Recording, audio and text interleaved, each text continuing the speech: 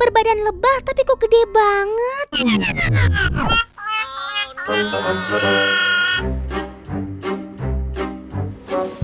Ya ampun, Otan udah deg-degan aja ketemu monster lebah. Ternyata ini si Degen. Iya, Degen, si otter yang viral di sosmed itu loh. Kamu mau ikut main kartu ya, Sob? Udah deh, mending kamu jadi wasit aja. Siapa tahu ada yang curang. Tapi Otan perhatiin dari tadi, mobilnya kok nyaman banget ya. Berasa kayak lagi di dalam rumah. Wah, betul teman. Ini namanya mobil camping atau camper van. Interior dan fasilitas kendaraan ini memang didesain senyaman mungkin untuk beristirahat. Degen, tunggu Otan dong. Kamu larinya cepet banget sih. Sepertinya tubuh Degen yang langsing bikin dia jadi lincah banget kesana kemari. Oh iya, soalnya Degen merupakan otter jenis cakar kecil atau disebut juga sero ambrang teman. Otter asal Asia Selatan dan Tenggara ini adalah jenis otter terkecil dari 13 spesies yang ada.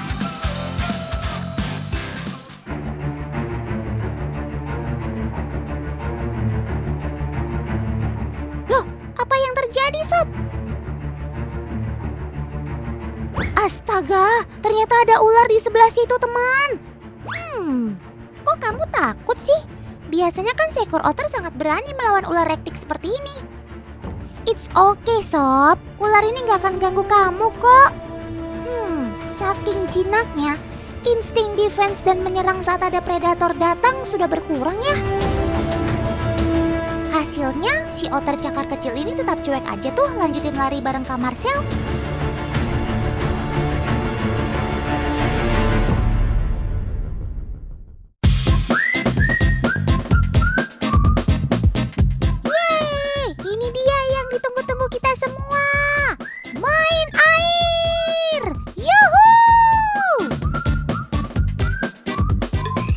Degen super happy banget ya, sebab otter kan memang hewan semi akuatik. Mereka pandai berenang dan sering menghabiskan waktu untuk berenang. Oh iya, hewan koloni ini bisa menjadi indikator air bersih jika ditemukan di sekitar sungai. Sob, lihat, di atas batu itu kayak ada liatin kita.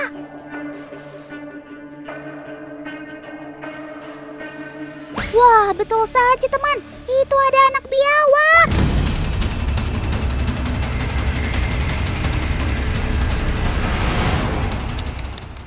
Memang gak ketebak ya sifat si Degen.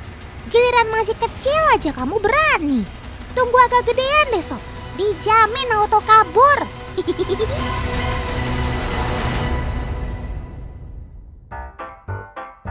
Teman, otter atau yang sering disebut berang-berang ini punya mantel bulu loh. Minyak yang melapisi bulu bagian luar berfungsi untuk menahan air. Selain itu, otter punya kantong udara dalam mantelnya yang bermanfaat untuk melindungi diri saat berenang. Pantes ya kamu jago banget soal renang.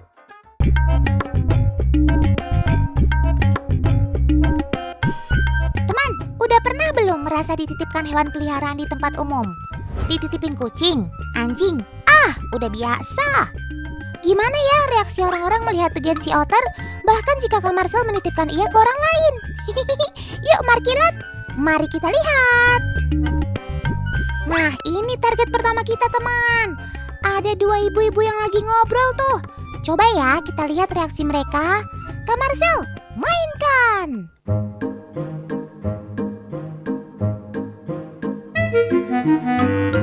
Wah, Otan gak nyangka si ibu mau dititipin seekor otter. Degen mulai iseng deh lari ke sana ke sini tuh. Yeay, berhasil. Akhirnya ada yang berani loh dimintai tolong jaga seekor otter. Lanjut target kedua.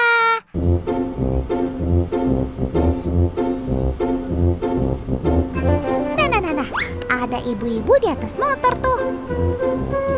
Waduh Bu, sampai loncat dari motor segala. Kaget banget kayaknya. Kak Marcel cuma mau titip otter aja kok Bu, bukan titip harta warisan. Oke, target kedua gagal nih guys.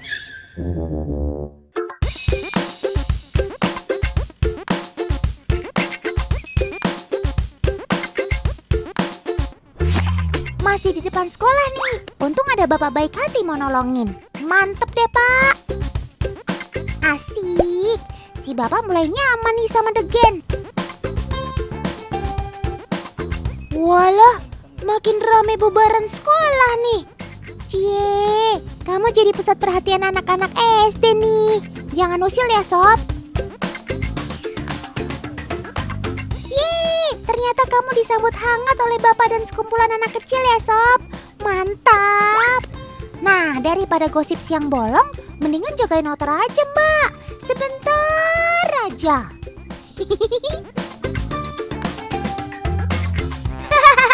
Jangan usil dong sob. Kamu bikin kakak-kakak cantik ini makin gelisah aja. Yes, berhasil. Makasih ya kakak-kakak udah mau direpotin Degen dan Otan. Teman, dari sosial eksperimen ini dapat Otan simpulkan bahwa banyak orang masih awam dengan Otter. Tapi keberanian dan kepedulian menjaga Degen selama dititipkan sih Otan kasih 4 jempol deh. Kermaks.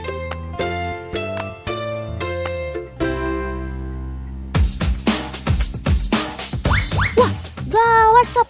Masa kamu dibilang mirip marmut? Sungguh terlalu. Buat yang jawab musang, ya nggak salah juga sih, karena Otter masih masuk keluarga Mustelide. Tapi meski masih satu keluarga, Otter dan musang sangat jelas perbedaannya. Salah satu perbedaannya ada di sini nih. Kanatse dan Kak Marcel ingin membuktikan bahwa Otter tidak punya kemampuan memanjat sama sekali seperti musang. Sebab hewan semi-akuatik ini mempunyai bentuk telapak kaki yang datar, tidak memiliki kuku cakar, tapi berselaput. Tipe telapak ini sama sekali bukan ciri-ciri hewan arboreal. Jadi mulai sekarang jangan ketuker lagi loh ya antara Otter dan musang. Secara habitat aja udah beda banget guys. Loh, nggak bisa manjat pohon tapi kok si Degen bisa manjat ke pundak Kak Marcel? Ini dia keunikan Degen. Otter betina satu ini bisa manja sama siapa aja loh. Nah kalau udah manja begini, biasanya ia akan minta gendong di pundak. Sob, baru kali ini Otter lihat Otter betah di pundak. Kayak burung hantunya Om Libat aja. Nah lu, kasihan tuh Kanatse kegelian kamu tempelin. Antara geli atau keberatan badan kamu ya sob?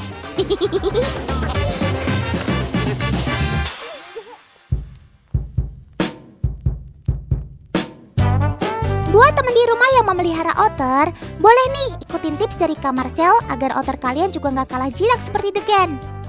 Pertama, biasakan memberi makan langsung dari tangan atau hand feeding. Dengan cara ini, pemilik akan membangun kedekatan dengan si otter. Kalau udah terbiasa, bukan hanya Kak Marcel yang bisa kasih makan, tapi si Degen juga mau kok disuapin sama orang lain. Apalagi kakak cantik seperti Kanatse. Selain hand feeding, jangan bosan ya untuk ajak peliharaan kalian jalan-jalan. Kasian dong kalau sobat otan di dalam kandang terus. Treatment ini membuat hewan peliharaan kalian akan menemukan banyak hal baru dan belajar untuk beradaptasi. Tuh, kayak Degen yang selalu happy diajak lari-larian di taman.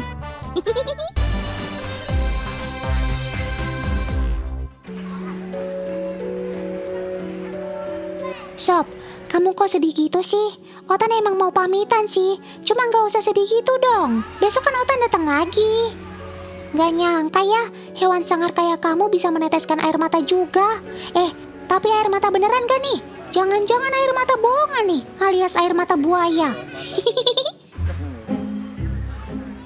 Sobat Otan ini memang suka meneteskan air mata teman, tapi bukan karena sedih atau lagi galau ya. Air mata buaya yang dihasilkan berhubungan dengan kemampuan buaya yang menelan mangsanya bulat-bulat. Karena tidak bisa mengunyah, mangsanya dipaksa masuk ke tenggorokan dan membuat buaya banyak menelan udara. Hal ini menyebabkan kelenjar lakmiral atau kelenjar air mata pada buaya menghasilkan air mata. Sama seperti pada mata manusia, air mata buaya membantu buaya menjaga kesehatan matanya. Apalagi Sobat Totan ini punya hobi tidak berkedip hingga berjam-jam loh. Wih, pedes tuh mata kamu, Sob. Kandungan protein dan mineralnya berfungsi sebagai pelumas selaput bagi mata buaya. Jadi matamu tetap celing deh.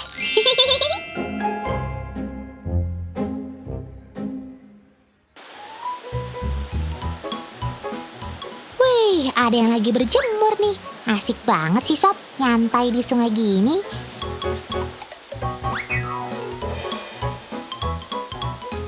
Crocodylus porosus alias buaya muara memang punya kegemaran nongkrong di sungai gini, teman. Kalau nggak lagi berjemur ya lagi nunggu mangsa.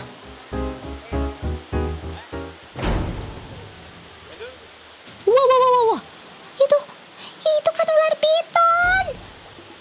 Duh, kalian ngapain sih ngumpul di sini semua? Ada buaya muara, si reptil terbesar, dan piton, si ular terpanjang. Wah, kalau papasan bisa gawat nih.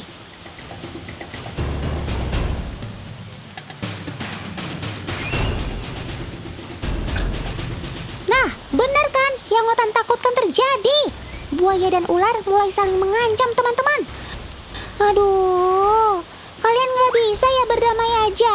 Otan jadi takut nih. Wih, ular piton melancarkan serangan pertama. Sobat Totan itu melancarkan gigitannya ke tubuh buaya. Cuma kayaknya si buaya nggak terluka tuh. Kulit buaya kan memiliki tekstur yang keras dan tebal, jadi nggak gampang tertembus oleh gigitan piton. Giliran si buaya nih. Waduh, kayaknya buaya akan menang dengan mudah nih. Gigitannya berhasil mengunci gerak ular piton. Loh. Ternyata sang piton masih bisa memberi perlawanan. Lihat, sekarang giliran buaya yang harus merasakan lilitan ular piton. Selain gigitannya yang mematikan, lilitan ular piton juga jadi andalan untuk membunuh mangsanya. Sudah dong, Sob. Kalian berdamai aja deh. Kalau kayak gini kan jadi nggak ada yang menang dan kalah. Malah nanti kalian berdua bisa celaka loh. Udah ya, yuk dilepasin yuk. Nah gitu dong, mengalah tuh tidak berarti kalah. Sekarang kalian bisa melanjutkan masing-masing. Phew, Otan jadi ikut lega nih.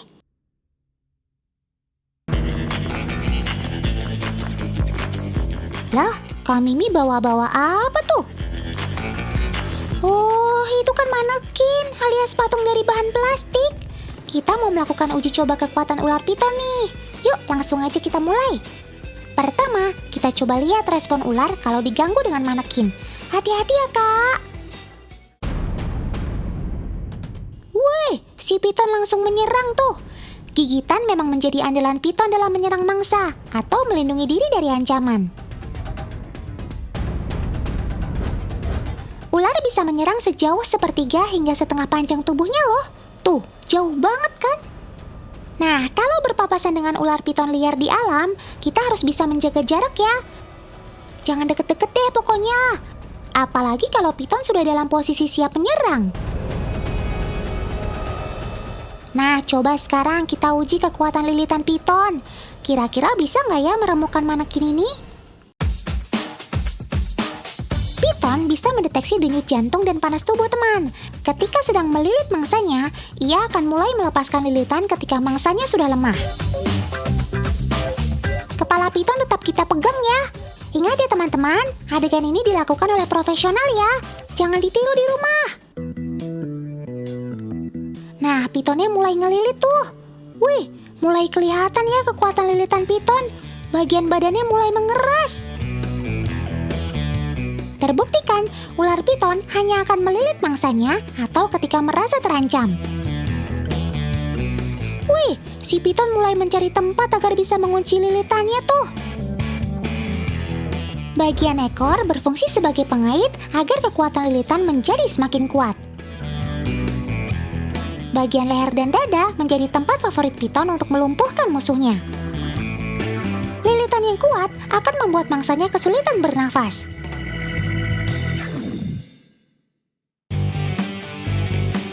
Otan punya tips nih agar bisa terlepas dari lilitan piton tanpa harus dibantu orang lain.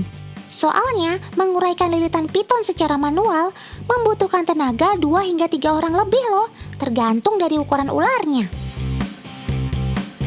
Nah, caranya dengan menyemprotkan cairan yang memiliki bau yang menyengat. Bisa menggunakan barang-barang di sekitar kita kok. Bisa menggunakan parfum atau hand sanitizer seperti ini. Tinggal kita semprotkan pada bagian hidung piton. Nah kan, piton langsung melepaskan lilitannya. Hidung piton sangat peka dan sensitif. Itu makanya dia akan merasa tidak nyaman ketika disemprotkan dengan bebauan yang menyengat. Cakep! Satu lagi nih tips dari Otan. Ketika terlilit ular piton, usahakan ular tidak melilit kedua tangan atau kedua kaki kita.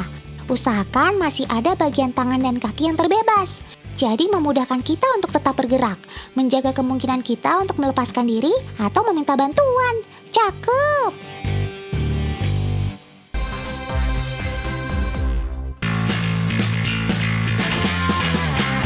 Wih, Kak Riza mau kemana sih?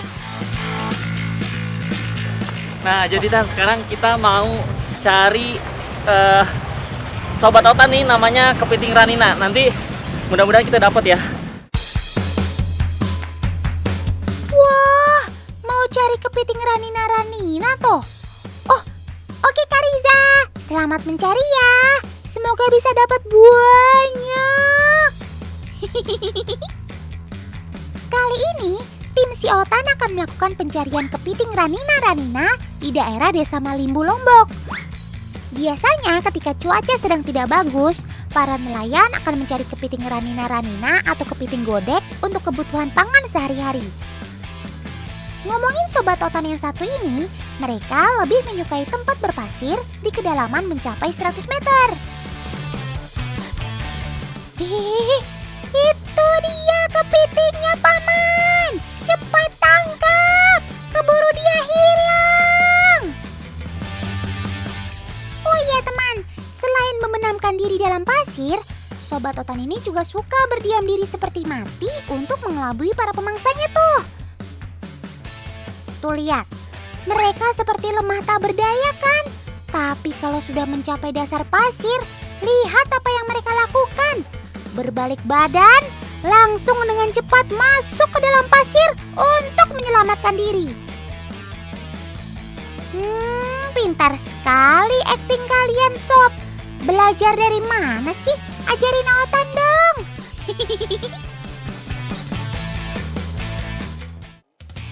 Selain punya bentuk yang unik, bagian cakar dan sebagian cangkangnya ditutupi bulu-bulu halus. Tidak semua kepiting berjalan miring. Salah satunya ranina ini teman. Karena ia memiliki bentuk kaki yang berbeda dengan jenis kepiting pada umumnya. Sobat Otan ini jadi mampu bergerak maju, mundur, bahkan berenang. Seperti yang kalian lihat teman, kaki mereka terletak di bagian tengah tubuh kepiting. Jaraknya pun berdekatan, gak heran deh kalau mereka bisa berjalan maju, mundur, bahkan berdiri seperti ini.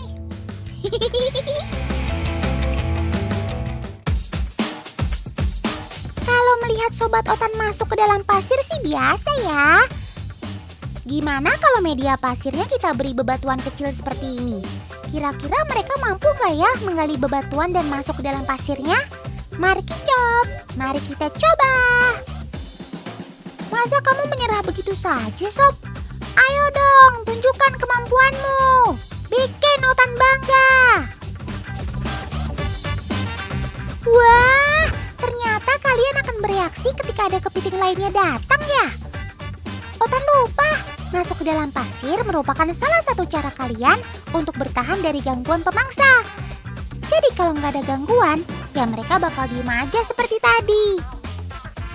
Meskipun terlihat lebih sulit, tapi mereka masih sanggup untuk menggali bebatuan ini teman.